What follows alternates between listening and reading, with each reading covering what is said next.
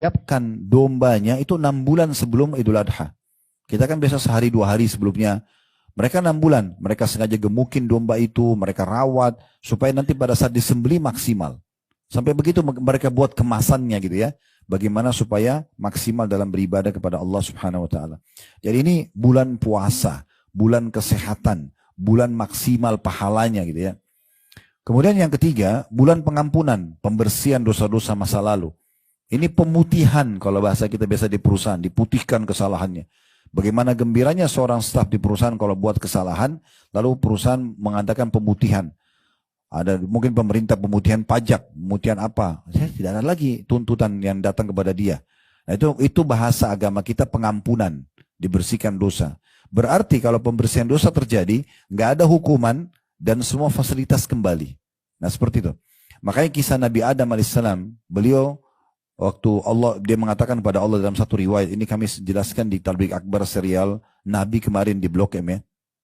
Itu salah satu riwayatnya dia mengatakan, ya Allah, bukankah engkau menciptakan aku dengan kedua tanganmu? Bukankah engkau meniupkan ruh yang kau ciptakan kepadaku? Bukankah begini dan engkau masuk aku dalam surga? Dan seterusnya. Semua Allah mengatakan iya. Lalu kata Adam alaihissalam, aku telah berbuat salah wahai Tuhanku. Apakah kalau aku memohon ampun dan bertobat kepadamu, engkau akan kembalikan aku ke dalam surga? Kata Allah SWT, iya. Jadi penyebabnya pelanggaran terjadi dan supaya tidak datang hukuman tambahan atau ada hukuman datang dan kembali fasilitas itu dengan bertaubat. Nabi Adam alaihissalam waktu kalau kita baca Al-Quran, dia tidak mengatakan, ya Allah kembalikan aku ke surga. Tapi dia mengatakan, Rabbana zalamna anfusana wa in lam taghfir lana wa tarhamna lanakunanna minal khasirin. Ya Tuhan kami telah menzalimi diri kami. Kalau seandainya engkau tidak ampuni kami, kasihani kami, kami termasuk orang-orang yang rugi. Maka dengan itu Allah Subhanahu wa taala memaafkannya. Kisah Nabi Yunus alaihissalam waktu beliau tinggalkan Nainawa, negeri yang dia ditugaskan untuk berdakwah di Irak gitu ya. Dia tadinya akadnya, semua nabi-nabi itu akadnya dengan Allah ibu sekalian, tidak boleh tinggalkan lokasi dakwah sebelum ada perintah. Semua begitu, walaupun sampai dibunuh sama kaumnya. Makanya Nabi Yahya dibunuh oleh kaumnya. Ya, karena tidak ada perintah Allah untuk meninggalkan lokasi, walaupun sampai mati. Tapi Nabi Yunus waktu itu tergesa-gesa. Beliau datang ke negeri Nainawa dan beliau termasuk Nabi yang bukan dari Nainawa sendiri. Ada sebagian Nabi itu yang memang dari negeri itu diutuskan untuk berdakwah. Kayak Nabi SAW dari Mekah berdakwah di Mekah itu awalnya gitu kan. Tapi kalau Nabi Yunus bukan dari negeri lain, maka penduduk Nainawa menolak. Gak mau beriman. Nabi Yunus berdoa, ya Allah tolong berikan aku lokasi lain. Allah belum jawab. Tapi Nabi Yunus tergesa-gesa. Beliau tinggalkan lokasi Nainawa dengan harapan dapat lokasi baru. Ternyata itu pelanggaran. Melanggar akad dengan Allah. Allah masukkan dalam perutnya ikan paus, kisah yang masyhur. Apakah pada saat, apa yang Nabi Yunus lakukan pada saat itu? Beliau baca, La ilaha illa anta subhanaka inni kuntu minadh dhalimin. Allah kabulkan. Dengan memohon maaf seperti ini, diputihkan kesalahannya, maka apa yang terjadi? Allah keluarkan dari perut ikan paus, hukumannya berhenti, plus Allah kembalikan dia ke Nainawa, tapi Nainawa waktu itu 100.000 orang penduduknya lebih, semuanya beriman kepada Nabi Yunus. Ya, jadi kembali semua fasilitasnya, gitu kan? Nah seperti itulah. Tapi syaratnya agar kita dapat pengampunan dosa selama Ramadan, lakukan puasa Ramadan karena keimanan dan mengharapkan pahalanya. Sebagaimana sabda Nabi SAW dalam hadis yang sudah sangat masyhur, di antaranya diriwayatkan oleh Imam Ahmad, man shoma ramadhana imanan wa ihtisaba ghufira lahu ma taqaddama min dzambi. Siapa yang berpuasa Ramadan karena keimanan, yakin ini perintah Allah, dan ihtisab, mengharapkan pahalanya. Jadi memang kita mengejar pahala di situ, maka akan dibersihkan dosa-dosanya yang telah lalu. Alhamdulillah. Yang keempat, Ramadan bulan berkah dan bulan penuh dengan rahmat. Berkah artinya tercukupi, ya, atau akan mencukupi. Rahmat, karunia Allah, kasih sayang Allah SWT, rezeki Allah akan melimpah di bulan Ramadan. Disebutkan dalam hadis yang diriwayatkan oleh Imam Muslim, kata Nabi SAW, qad ja'akum syahrul Ramadan syahrun mubarak. Telah datang, kalau pas tiba Ramadan, mau tiba Ramadan, akhir-akhir Sya'ban, Nabi mengatakan, telah datang kepada kalian bulan Ramadan, atau sudah dekat pada kalian bulan Ramadan. Bulan yang penuh dengan keberkahan. Semua dicukupi. Di antara cukup makanan, cukup minuman, cukup istirahat, itu ya. Banyak waktu yang lebih yang bisa kita gunakan karena sudah tidak ada program makan siang misalnya. Maka banyak keberkahan. Kita lihat waktu Ramadan itu panjang sekali, banyak yang kita bisa lakukan. Makan sedikit buka puasa sudah kenyang. Sahur sedikit sudah cukup dalam seharian. Allah berikan keberkahan. Terdatang kepada kalian bulan Ramadan, bulan yang penuh dengan berkah. Iftaradallahu alaikum siyamah. Allah mewajibkan kalian berpuasa padanya. Fihi yuftahu abwabul jannah. Dalam Ramadan itu dibuka pintu-pintu surga. Wa yughlaqu fihi abwabul jahim. Ditutup pintu-pintu neraka. Wa taghallu fihi syayatin. Dan dibelenggu semua syaitan-syaitan. Fihi lailatun khairum min alfi syahr. Di dalamnya ada bulan, ada hari lebih baik daripada 1000 bulan. Man hurima khairaha fakat hurim.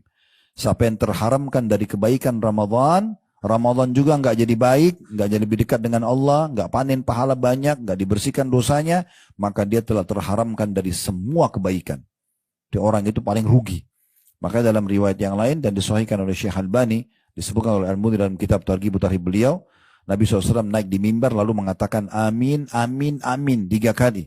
Waktu turun dari mimbar, kata para sahabat, ya Rasulullah, kami dengar Anda bilang amin, belum pernah kami dengar sebelumnya. Kata Nabi SAW, waktu saya naik mimbar tadi, Jibril datang dan mengatakan kepadaku, hai Muhammad, siapapun yang mendapatkan Ramadan, kemudian Ramadan pergi dan dia belum diampuni, maka celakalah dia. Bilang amin. Kata Nabi SAW, amin. Maksudnya kalau Ramadan saja, satu dunia ini umat Islam semuanya ikuti program. Puasa siang hari, sholat malam di malam harinya, baca Quran, berlumba-lumba cari pahala. Dia tidak baik, lalu kapan dia jadi baik nih? Berarti kalau terharamkan dari kebaikan Ramadan, maka terharamkan dari semua kebaikan. Lalu kata Jibril, hai Muhammad, celakalah. Doakan kecelakaan orang yang mendapatkan kedua orang tuanya, atau salah satunya kemudian meninggal dan belum sempat memasukkannya ke dalam surga. Ya. Maka Nabi SAW mengatakan amin, karena dia tidak berbakti maksudnya. Dan katakanlah, celaka juga, aminkan orang yang mendengarkan namamu disebutkan di depanmu atau di depannya, lalu dia tidak baca salawat kepadamu. Maka Nabi SAW mengatakan amin. Tapi saksi bahasan kita tentang masalah Ramadan. Yang kelima, dibukanya semua pintu surga dan dalilnya sama dengan tadi. Dan di sini ulama berbeda pendapat tentang masalah sabda Nabi SAW dan di dalam Ramadan dibuka pintu-pintu surga. Ada yang dikatakan, ada yang mengatakan maknanya hakiki. Betul-betul pintu surga dibuka walaupun kita belum melihatnya gitu ya. Dibuka artinya dibuka pendaftaran bagi orang-orang yang mau masuk ke surga. Jadi kalau misalnya Pak Ibu-Ibu sekalian ada satu perusahaan membuat iklan, dibuka pendaftaran jadi pegawai di perusahaan ini tanggal 1 sampai 31 Januari. Yang datang mendaftar di waktu ini tentu sangat dekat untuk bisa diterima. Karena dia datang di masa pendaftaran, kan begitu. Nah itu seperti itu Ramadan sebenarnya. Walaupun di luar tanggal pendaftaran tadi, mungkin perusahaan masih butuh pegawai, bisa datang melamar. Tapi beda dengan kalau lagi dibuka lowongan gitu ya. Nah Ramadan ini dibuka lowongan itu. Mau nggak jadi ahli surga? Ini dibuka pendaftarannya, ayo gitu. Makna yang kedua, dan dua-duanya bisa digabungkan, makna kias. Maksudnya kiasan ini adalah siapapun yang karena dibuka peluang banyak amal soleh di Ramadan, maka akan terbuka pintu surga buat mereka. Nah seperti itu. Ini juga keutamaan yang sangat luar biasa gitu ya. Kemudian yang selanjutnya ya, yang keenam, itu ditutupnya pintu-pintu neraka. Dan ini juga maknanya ada yang mengatakan secara zahir, nampak memang begitu. Ya, nampak memang seperti itu, artinya ditutup semua pintu neraka, sehingga tidak ada orang yang didaftarkan ke neraka. Bisa juga bermakna adalah ditutup pintu neraka artinya ada ya penghapusan nama-nama orang yang bisa masuk ke dalam neraka. Seperti sabda Nabi SAW, dan di setiap malam dari malam-malam Ramadan ada Allah memiliki utaqa'u minan nar. Orang-orang yang diselamatkan dari api neraka gitu ya. Jadi sebenarnya kita punya kesempatan juga peluang untuk menghapus nama kita dari penghuni neraka di bulan Ramadan. Karena umumnya orang di saat itu berhenti dari pelanggaran-pelanggaran agama. Yang ketujuh, dibelenggunya setan-setan. Jadi yang selama ini selalu menyesatkan manusia, menggoda mereka, justru di bulan Ramadan diberhentikan. Bukan berarti mereka tidak menggoda, tapi mereka hanya tidak seleluasa di luar Ramadan. Dalam hadis yang lain, kata Nabi SAW, dan hadis ini diriwayatkan oleh Tirmidzi, "Idza kana awwalu lailatin min syahr Ramadan suffidatis syayatin wa maradatul jin." Apabila datang awal malam Ramadan, maka setan-setan dan jin-jin yang sangat jahat dibelenggu. Belenggu itu biasanya leher, 2 telapak tangan, 2 kaki. Ya, tapi masih bisa melihat, ya, masih bisa berbicara. Jadi bukan dimatikan misalnya atau dikurung. Ya. Ini dibelenggu, artinya mereka masih bisa menggoda. Ya, karena setan itu bisa membisikkan, bisa meniup, ya begitu ya. Yang disebutkan dalam beberapa ayat Al-Quran. Dan mereka dibelenggu. Dalam riwayat lain, sehingga mereka tidak luasa menggoda manusia seluasa menggoda di luar Ramadan. Dan pintu-pintu neraka juga ditutup. Tidak ada satu pintu pun yang terbuka. Sedangkan pintu-pintu surga dibuka. Tidak ada satu pun yang ditutup. Dan seorang penyeru dari malaikat akan menyeru, wahai orang-orang yang menginginkan kebaikan, segeralah kemari. Hidupkan Ramadan ini dengan ibadah. Wahai orang-orang yang menginginkan kejahatan, tahanlah, berhenti. Ini kesempatan taubat. Dan Allah memiliki orang-orang yang dibebaskan dari neraka, dari neraka, dan itu demikian itu terjadi di setiap malamnya. Ini dalam hadis ini disebutkan begitu, ya. Jadi hadisnya idza kana awwalul lailati min syahr ramadan sufilati syayatin wa maradul jin wa gullikat abwabun nari falam yufta minha bab wa futihat abwabul jannati falam yughlaq minha bab wa yunadi munadin ya baghiyal khairi akbil wa ya baghiyasy syarri aqsir wa lillahi utaqa minan nari wa dzalika kullal lailah. Ini bahasa Arabnya, tadi terjemahnya sudah saya bacakan. Yang ke-8 bulan terkabulnya doa. Ya. Ini termasuk juga harapan yang sangat besar ya. Jadi doa itu, ibu-ibu sekalian, sebuah fasilitas yang eksklusif ya. Di mana Allah Subhanahu wa taala memberikan kesempatan kita sebagai orang beriman untuk menyampaikan hajat tanpa ada perantara. Tinggal memulai alhamdulillah wassalatu wassalamu ala rasulillah lalu berdoa. Nah, tentu kita bisa berdoa kapan saja kepada Allah Subhanahu wa taala. Tapi seperti saya bilang tadi, salah satu cara yang cerdas dalam ibadah adalah bagaimana kita memaksimalkan tempat, waktu, ya. Nah, ini diantaranya Ramadan adalah tempat dan waktu yang sangat tepat untuk berdoa. Disebutkan, ya, di dalam riwayat yang sahih diriwayatkan oleh Al-Bazzar, kata Nabi SAW, Inna lillahi fi kulli yawmin. Inna lillahi fi kulli yawmin utaqa'a minan nari fi syahr Ramadan. Wa inna li kulli muslimin da'watan yad'u fiha fayastajibu lahu. Sesungguhnya Allah membebaskan beberapa orang dari api neraka pada setiap hari di bulan Ramadan. Ya, orang yang minta, orang yang mohon agar selamat dari neraka, maka Allah akan kasih. Dan setiap muslim yang memanjatkan doa akan dikabulkan. Itu di bulan Ramadan. Dan tentu waktu-waktu mustajab di puasa itu di waktu sahur, ya. Dan itu sepertiga malam di mana Allah Azza wa Jalla turun ke langit bumi sebagaimana hadits Bukhari. Lalu bertanya, "Man yad'uni fa astajib lah." Siapa yang berdoa maka saya, ya, kabulkan. "Man yas'aluni fa a'tiya." Siapa yang memohon maka aku beri. "Man yastaghfiruni fa aghfirlah." Siapa yang memohon ampun maka aku akan ampuni. Kemudian waktu puasa, sepanjang ibu puasa, mulai dari sahur, mulai tahan diri, mulai imsaknya, azan subuh, sampai buka puasa. Itu semua waktu kita berpuasa. Itu semua mustajab doa. Kata Nabi SAW dalam hadis riwayat Ahmad, "Thalathatun la turaddu da'watuhum." 3 orang yang tidak akan ditolak doanya. As-shaimu hatta yuftir. Orang yang puasa sampai buka puasa. Jadi sepanjang kita puasa itu doanya mustajab. Ya. Wal imamul adil, yang kedua pemimpin yang adil, yang ketiga wa da'watul madlum, doanya orang yang terzalimi. Tapi yang pertama adalah orang yang sedang berpuasa. Yang ketiga waktu berbuka sendiri, termasuk juga waktu mustajab doa. Jadi kalau betul-betul ibu tersibukkan dengan banyak aktivitas, gak sempat berdoa selama seharian, jangan lupa berdoa pada saat buka puasa. Tidak apa-apa sambil bismillah mulai makan kurmahnya, minum airnya misalnya, sambil mulai berdoa juga kepada Allah Subhanahu wa taala. Yang penting jangan lupa mulai dengan alhamdulillah wassalatu wassalamu ala rasulillah. Karena ini hukumnya kewajiban doa gitu ya, kalau mau diijabah, memuji Allah lalu baca salawat kepada Nabi sallallahu alaihi wasallam. Nah, kalau waktu berbuka, hadisnya juga masyhur, ya, diriwayatkan oleh At-Tirmidzi. Kata Nabi SAW, ada 3 golongan yang tidak ditolak doanya, di antara salah satunya was-shaim hina yuftir, orang yang puasa sampai dia berbuka puasa. Yang ke-9 yang ibu bisa dapatkan hanya ada di bulan Ramadan, tidak ada di bulan lain. Ibadah umroh yang ibu lakukan mendapatkan pahala haji. Sepanjang tahun kalau kita umroh, pahala umroh saja. Tapi kalau bulan Ramadan, itu pahalanya sama dengan haji. Dan kita tahu tentu haji mulia, lebih besar pahalanya daripada umroh. Tapi khusus umroh Ramadan, pahalanya sama dengan haji bersama Nabi alaihi salatu wassalam. Di dalam hadis yang cukup banyak, di antaranya hadis riwayat Bukhari, fa inna umratan fi Ramadan taqdi hajjatan ma'i.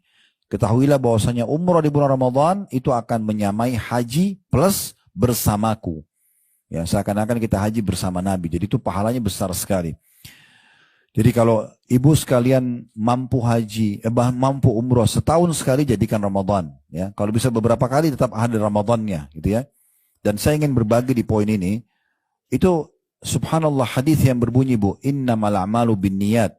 Semua sesuai dengan kadar niatnya. Itu luar biasa efeknya. Ya, perkataan Nabi SAW. Semua sesuai dengan kadar niatnya.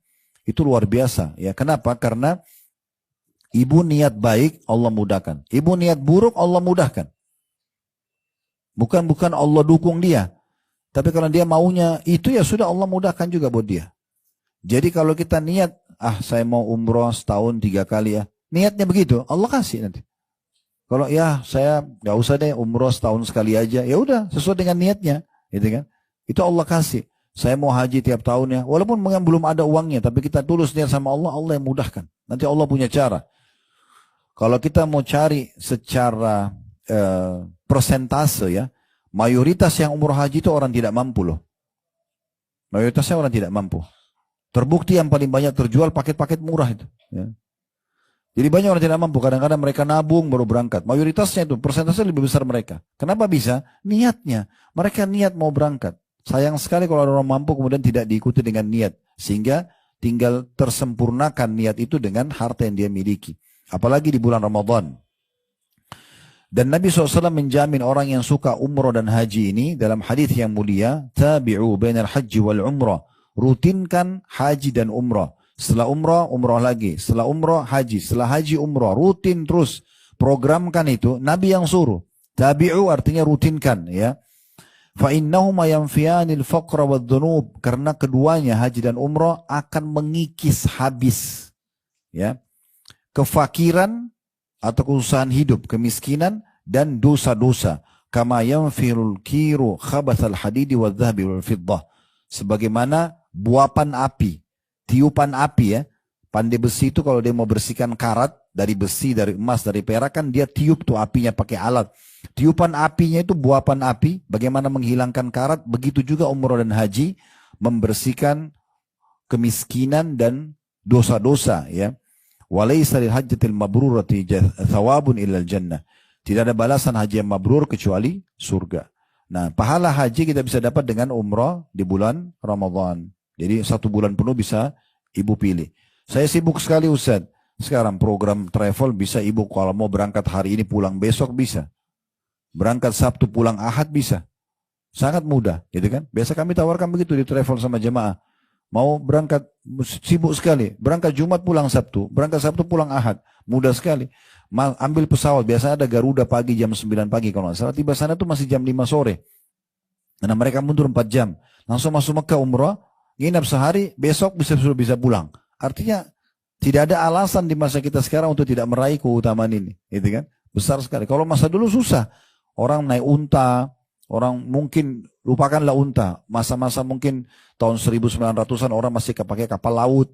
Mungkin sebulan pergi, sebulan pulang, tuh 2 bulan tuh lama banget. Sekarang tektokan bisa 9 jam pergi, ya. Kemudian bisa pulang lagi. Karena itu mudah sekali. Yang ke-10, yang ini juga tidak dimiliki kecuali bulan Ramadan, yaitu adanya malam Lailatul Qadar. Lebih baik daripada 1000 bulan. Nggak ada di bulan lain ini, hanya bulan Ramadan. Kita sudah tahu tentang masalah itu, ya. Allah berfirman dalam surah Al-Qadr, dinamakan namanya surah Al-Qadr, surah nomor 97 ayat 1 sampai ayat 3, yang bunyinya inna anzalnahu fi lailatul qadr. Sungguhnya kami turunkan Al-Quran benar-benar pada malam kemuliaan. Itulah Al-Qadr tadi ya. Wa ma adraka ma lailatul qadr? Apakah apakah kamu atau apakah yang kamu ketahui tentang malam kemuliaan itu? Lailatul Qadri khairun min alfi syahr. Malam kemuliaan itu lebih baik daripada 1000 bulan. Nanti akan kita maknakan itu ya. Dalam ayat yang lain Allah menyebutkan dalam surah Ad-Dukhan surah nomor 44 ayat 3 yang bunyinya inna anzalnahu fi lailatin mubarakah inna kunna munzirin. Sesungguhnya kami benar-benar menurunkan Al-Quran pada satu malam yang diberkahi. Itulah malam Al-Qadr.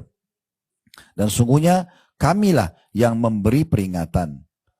Nah, di sini orang banyak melalaikan masalah ini. Ya. Oleh karena itu saya ingin berbagi. Ya, ibu-ibu kalau mau beli pakaian, baju lebaran dari sekarang. Jangan akhir Ramadan. Ya.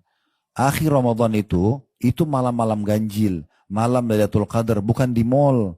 Bukan di pasar, gitu kan. Tapi dipersiapkan dari sekarang. Sekarang tukang jahit masih kosong orderannya, masih bisa milih, banyak waktunya. Jangan masuk Ramadan, mulai 1 Ramadan udah selesai urusannya nih. Ya, semua sudah siap. Ya, sebagaimana ibu belanja untuk kebutuhan 1 bulan makan, sahur, buka puasa, nah sama pakaiannya segala macam. Jadi dari sekarang dipersiapkan gitu ya. Itu lebih baik. Karena kadang-kadang kita di Indonesia ini sayangnya awal Ramadan ramai masjid. 3-4 hari seminggu pertama, setelah itu kosong. Sampai makin akhir makin kosong masjid itu.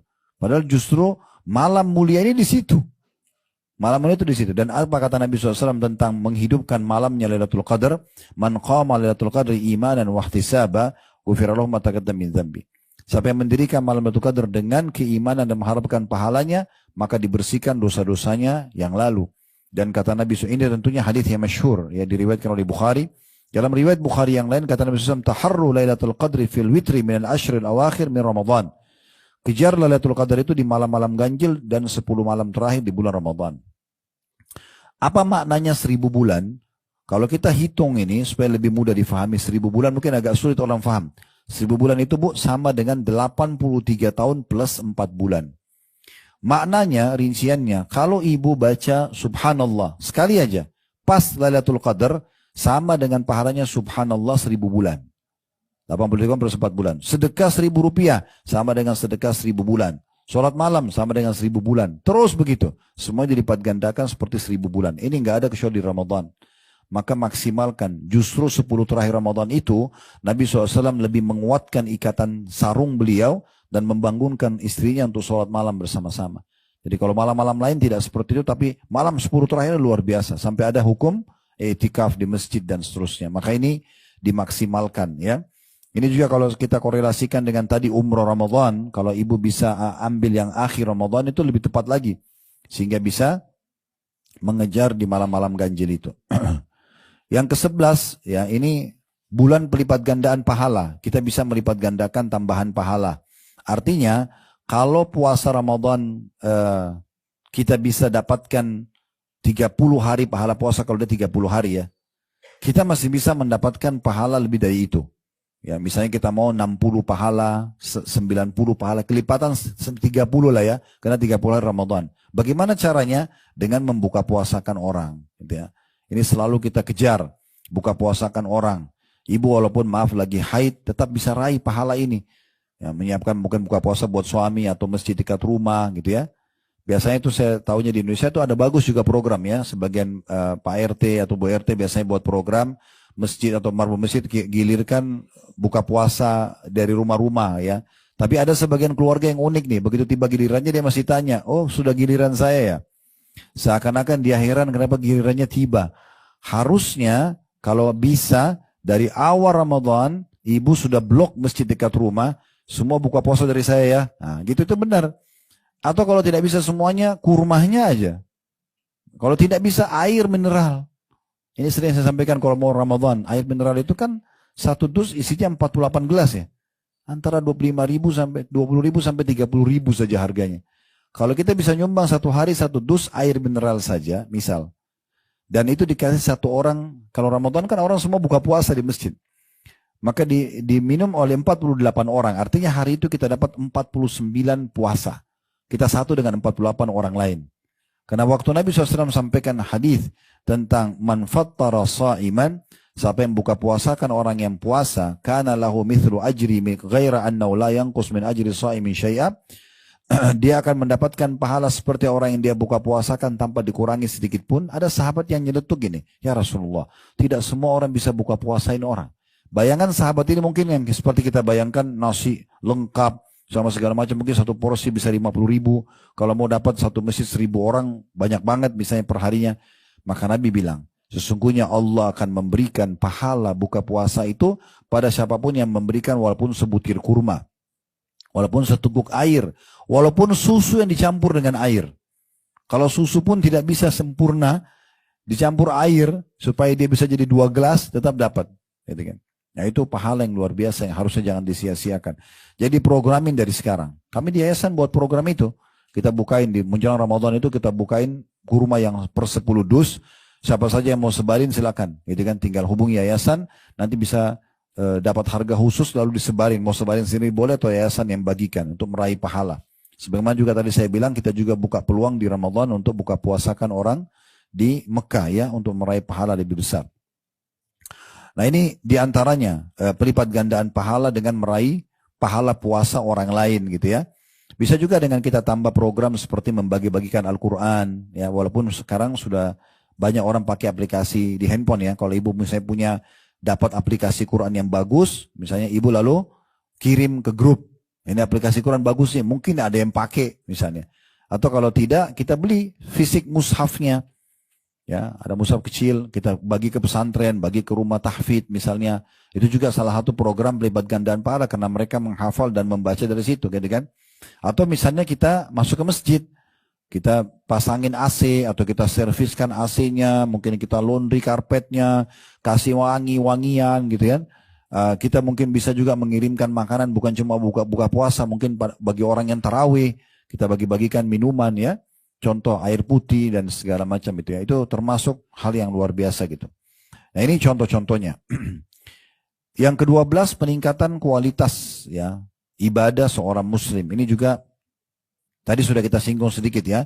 Tapi di antara programnya itu adalah kualitas ibadah secara khusus ya. Karena kita mau nggak mau harus puasa di saat itu. Berarti kualitas ibadah puasa kita meningkat secara otomatis. Kalau Senin Kamis kan masih pilihan, ayam ulima Senin. Tapi kalau Ramadan nggak bisa. Ibu kalau nggak ada udzur haram dosa kalau tinggalin puasa Ramadan. Termasuk dosa besar gitu ya. Kalau sengaja tanpa udzur. Punya udzur pun misalnya sakit, haid, ya, itu tetap dibayar di hari lain. Karena wajibnya puasa Ramadan itu. Nah ini berarti ada peningkatan kualitas ibadah dari sisi puasa. Begitu juga dengan sholat. Ya. Karena ada motivasi untuk menjaga sholat di bulan Ramadan. Di luar Ramadan juga iya. Tapi Ramadan orang umumnya menjaga sholatnya. Terutama masuk dalamnya bukan lagi sholat wajib, sholat sunnah pun seperti sholat tarawih, ya itu. Karena kata Nabi SAW, "Man qama Ramadhana imanan wa ihtisaba, ghufira lahu ma taqaddama min dhanbi." Siapa yang mendirikan malam Ramadan dengan sholat, maka diampuni dosa karena keimanan dan mengharapkan pahalanya, diampuni dosa-dosanya yang lalu, kan gitu. Nah, tarawih ini ibu-ibu sekalian sama ya. Tarawih, qiyam Ramadan, qiyamul lail, tahajud sama. Sama semua. Cuma kalau Ramadan namanya tarawih. Tarawih artinya santai. Kenapa? Karena khusus Ramadan dimudahkan oleh Allah SWT sholat malam tidak harus di tengah malam. Habis sholat ba'diyah isya sudah bisa kita sholat tarawih. Dan ini minimal kalau orang yang tidak sholat selama setahun ya 11 bulan sholat tahajud, maka minimal dalam buku amalannya nanti ada tercatat tarawih. Gitu kan? Karena semua orang kerjakan dan mudah. Dia tidak mengantuk, habis ba'diyah isya masih mudah orang kerjakan. Oleh karena itu ini perlu untuk dijaga ya, untuk dijaga. Dan diusahakan kalau bisa sholat berjamaah. Ya kalau ibu-ibu pun suaminya lagi ke masjid, pergi aja ke masjid dekat rumah, nggak apa-apa itu ya. Karena ada hadis yang berbunyi man qama ma'al imami hatta yansarif kutiba lahu qiyamu lailah. Barang siapa yang sholat bersama imam sampai selesai. Jadi kalau ibu mau sholat 11 rakaat, cari masjid yang 11 rakaat. Ibu mau sholat 23 rakaat, saya misalnya 20 rakaat, sebab ini sunnahnya untuk dapat keutamaan ini sampai imamnya selesai. Gitu kan? Kata Nabi SAW, siapa yang sholat tarawih maksudnya bersama imam sampai ia selesai, imamnya selesai, maka ditulis untuknya pahala sholat semalam suntuk. Sholat semalam suntuk. Hadis ini riwayat An-Nasai. Di antara program juga peningkatan skill ibadah kita itu adalah i'tikaf, mengikat diri di masjid. I'tikaf itu ada minimalnya bu. Minimalnya itu ibu misalnya antara sholat dengan sholat. Misalnya duhur ke asar, maghrib ke isya itu sudah bisa dihitung i'tikaf. Kalau niatnya mengikat diri di masjid maka namanya i'tikaf. Tapi yang Nabi SAW contohkan itu 20 terakhir Ramadan. Terutama di akhir hidup beliau. Sebelum beliau meninggal dunia, jauh sebelumnya itu biasanya beliau 10 hari terakhir. Tapi sebelum meninggal, tahun terakhir belum meninggal, beliau 20 hari berturut-turut. Ya, dari 20 Ramadan sampai dari 20 Ramadan dari 10 Ramadan sampai 30 gitu ya. Ya itu juga termasuk ya. Dan ini kita dianjurkan untuk lebih mengenal masjid ya. Lebih supaya mendekatkan diri kepada Allah SWT, karena itikaf ini betul-betul mengikat diri di masjid. Dan wanita pun boleh itikaf, cuma memang ada syarat-syaratnya ya. Kalau dia masih gadis, izin walinya, tidak boleh keluar kota, di masjid itu aman, tertutup ya, sehingga wanita kan bolak-balik kamar mandi, ya tidur di situ tidak tersingkap auratnya segala macam. Ada sebagian masjid memang menyiapkan itu ya. Maka itu juga bagus. Di antaranya juga adalah membaca Al-Quran tadi. Ini juga termasuk peningkatan skill. Karena kita mau tidak mau otomatis kita akan belajar Al-Quran sebagaimana tadi keutamannya. Selalu juga bisa sedekah. Dan sedekah di bulan Ramadan pahalanya lebih besar daripada di luar Ramadan. Ya. Karena sedekah di Ramadan itu lebih afdal daripada waktu-waktu yang lain. Ya. Bisa dengan sedekah secara umum, memberikan pakaian, makanan, apakah juga tadi membuka puasakan orang. Intinya itu semua peningkatan skill ibadah kita. Yang yang 13, bulan pengaturan waktu. Ini juga bagaimana kita diajar oleh Allah SWT melalui Ramadan ini kita bisa memanage waktu kita lebih rapi, gitu ya. Kapan kita ibadah, kapan kita aktivitas secara umum, itu Ramadan melatih kita untuk itu, ya. Bahkan kita lebih bisa memahami keberkahan waktu dengan Ramadan. Karena tidak terlalu banyak aktivitas yang berhubungan dengan dunia, ya. Dan Ramadan juga bukan bulan untuk bermalas-malasan.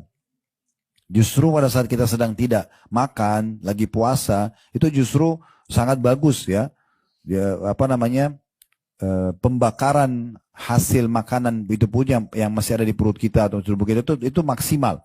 Maka itu juga sangat bagus untuk kita lakukan. Ini semua termasuk memanage sebenarnya, tapi lebih kepada memanage waktu. Jadi kita tidur kapan, kita ibadah kapan, semua termanage dengan rapi. Kemudian yang ke-14, bulan peredam syahwat. Karena di bulan Ramadan juga ini, otomatis kita dilatih untuk terbiasa meredam syahwat kita. Suami istri aja nggak boleh berhubungan biologis kalau di tengah hari Ramadan. Apalagi yang bukan suami istri, gitu kan. Berarti dilatih untuk terbiasa bisa mengontrol itu. Makan dan minum tadinya halal, ya. Untuk kita, tetapi di masa puasa kita kontrol, nggak boleh makan dulu. Ini kan berarti ada satu pendidikan yang Allah SWT berikan kepada kita untuk bisa meredam syahwat tersebut. Ya. Dan juga Nabi SAW mengatakan dalam hadis riwayat Bukhari, "Idza asbah ahadukum yawman sha'ima fala yarfuth wala yajhal." Barang siapa di antara kalian yang tiba di pagi hari dalam kondisi berpuasa, maka jangan dia berkata jorok. Tidak boleh bertutur kata yang tidak baik. Itu juga pelatihan yang luar biasa. Dan tidak boleh dia bersikap bodoh. Ya. Maksudnya pelanggaran di sini ya. Fa'inimru'un syatama wa qatal falyakul inni sha'im inni sha'im. Kalau ada seseorang yang mengajaknya bertengkar, maka dia tinggal mengatakan aku sedang puasa, aku sedang puasa. Ini berarti memang ada ya peredam syahwat dan hal-hal yang bisa membawa pada pelanggaran. Emosi pun kita disuruh untuk mengontrol. Dan ini adalah keutamaan yang ke-15. Bulan peredam emosi. Biasanya emosi itu ya sikap-sikap dan karakter terbentuk juga dari makanan Bapak Ibu sekalian ya. Jadi kalau orang misalnya ibu 2 hari puasa misalnya atau 3 hari puasa, bedakan karakter kita dan bawaan kita dengan kalau tadi sebelumnya kita nggak puasa, kita makan terus. Itu ada pengaruhnya ya. Jadi kadang-kadang kalau ibu misalnya 2 hari puasa atau ayam lebih 3 hari puasa, terus tiba-tiba merasa kok saya lebih tenang ya, saya tidak lebih emosional. Itu memang kena pengaruh makanan yang tidak banyak masuk. Itu pengaruhnya besar sekali. Sementara memang banyak penyebab penyakit-penyakit berat seperti stroke, ya, darah tinggi, itu kan emosi. Makanya waktu seorang datang kepada Nabi SAW mengatakan, ya Rasulullah wasiatkan saya, maksudnya supaya saya bisa bahagia, tentram hidup, gak punya masalah sama orang, la taghdab, jangan kau emosional. Apalagi ya Rasulullah, la taghdab, sampai 3 kali. Apalagi ya Rasulullah, la taghdab, jangan kau emosi. Nah dalam hadis lain, la taghdab walakal jannah, jangan kau emosi maka bagimu surga. Yang ke-16, bulan kepedulian. Bagaimana kita dilatih bulan Ramadan peduli dengan orang. Karena dengan Ramadan kita jadi tahu kalau yang selama ini kita kaya selalu melimpah-limpah makanan dan minuman. Ramadan karena kita harus puasa sebulan kita terlatih untuk merasakan bagaimana susahnya orang kalau lapar dan haus. Sebenarnya itu memunculkan kepedulian, ya.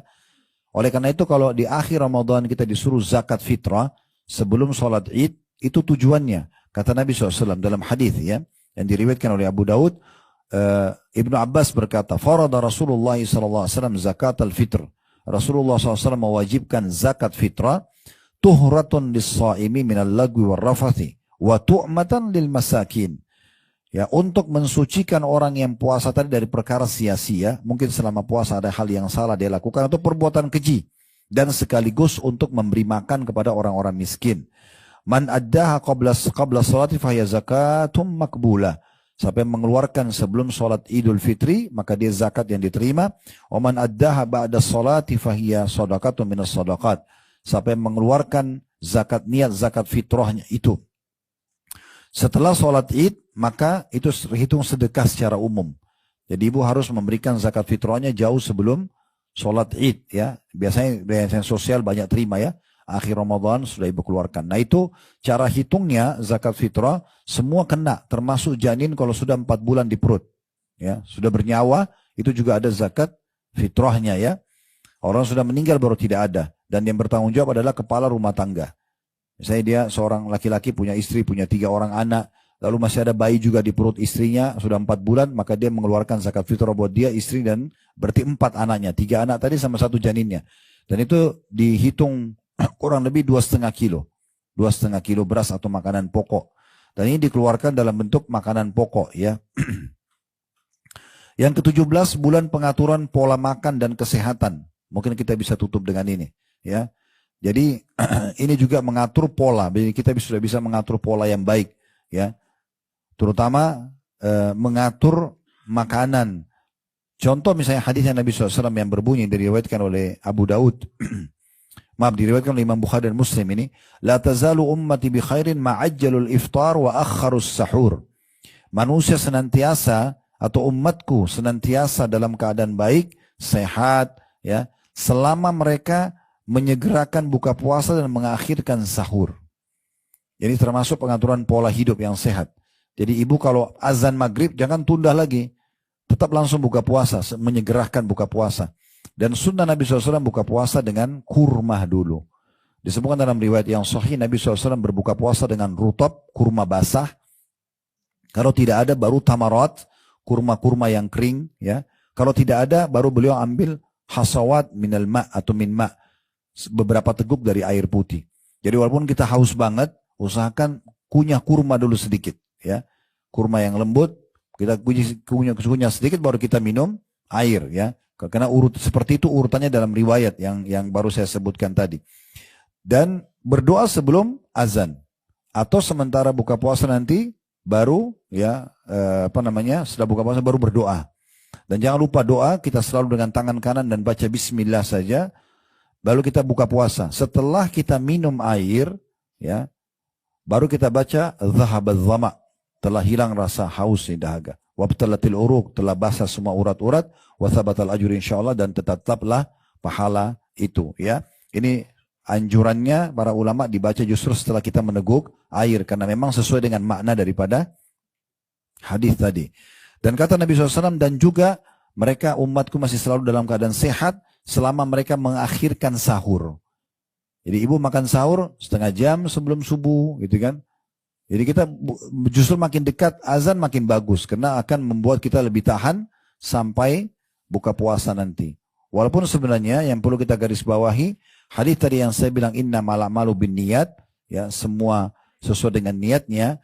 Kalau ibu misalnya sahur lalu ibu berpikir gitu, ya, dan ibu dalam hati tersirat, ya saya jam 11 sebentar lapar nggak sih? Nanti jadi lapar benar, karena dia niatnya sampai jam 11 gitu, ya.